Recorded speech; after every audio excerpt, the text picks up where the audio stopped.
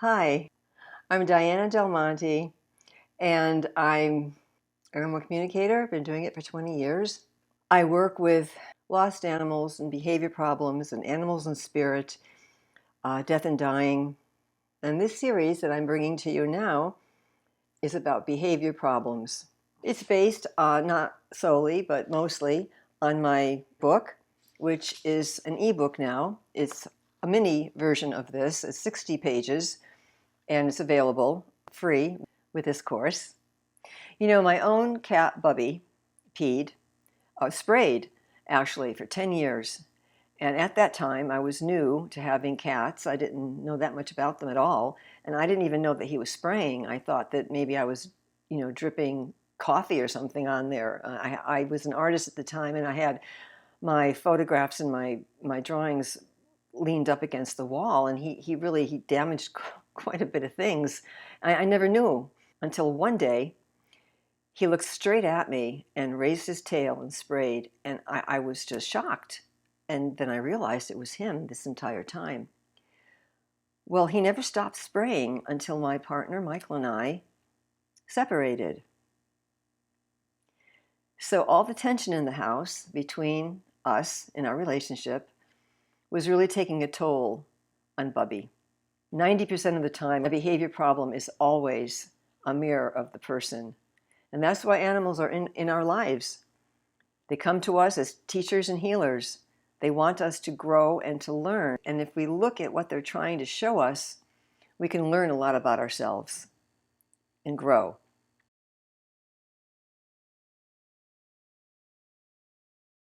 So this course is for anyone who wants to understand their animals more. It's for those of you who want to know more about behavior problems, who want to understand your own animals more, how they mirror us, and why you should listen when your animals don't.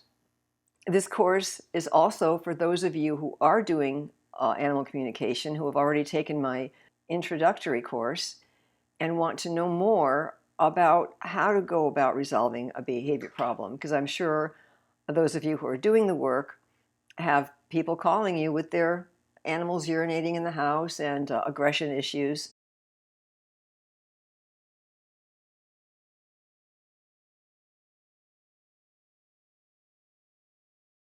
This series will show you how animals mirror us, when they mirror us.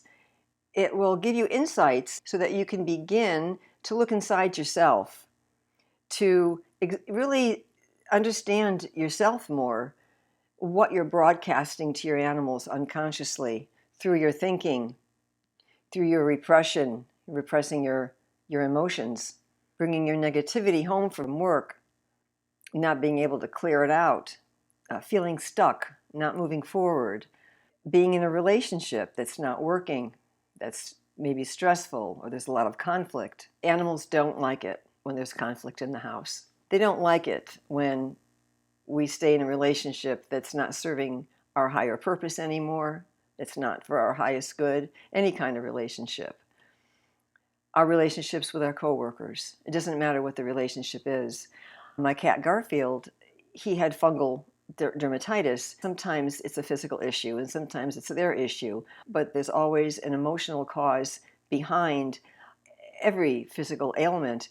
And in his case, I was contributing to his stress, which caused him to scratch and scratch and scratch until his face was just bloody. And I realized, actually, I didn't realize it. My coworkers realized it. Every time I'd go to work, I'd say, "Oh, Garfield's a mess again." And they'd say, "Yeah, and look where you are. You're working a job that you don't like." And I started to notice, and every time I went to the job, I would come home, and Garfield, obviously, you could tell he'd been scratching like crazy. So it takes a while, even for me, who's doing the work, the animal communication. We lie to ourselves. We don't realize when we're repressing things. That's the repressed, right? But our animals do know. They're empaths. They can feel our energy. They can sense our feelings. They feel our emotions. They know your intentions. We can lie to ourselves, but we can't lie to our animals.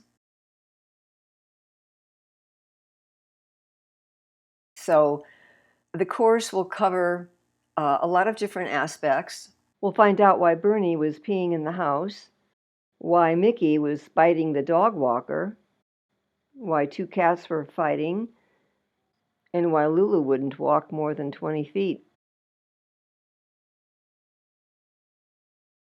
Module 1 will be animals' behaviors when we're not honest with ourselves or with our animals, when we're not telling them what's going on.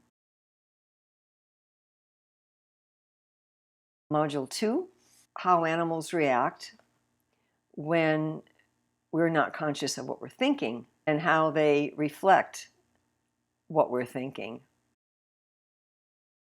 Now, module number 3 involves your unresolved emotions, the parts of you that are still festering that you haven't resolved yet, and how our animals will reflect that back to us in various ways, all different kinds of behavior problems. Behavior problems in quotations.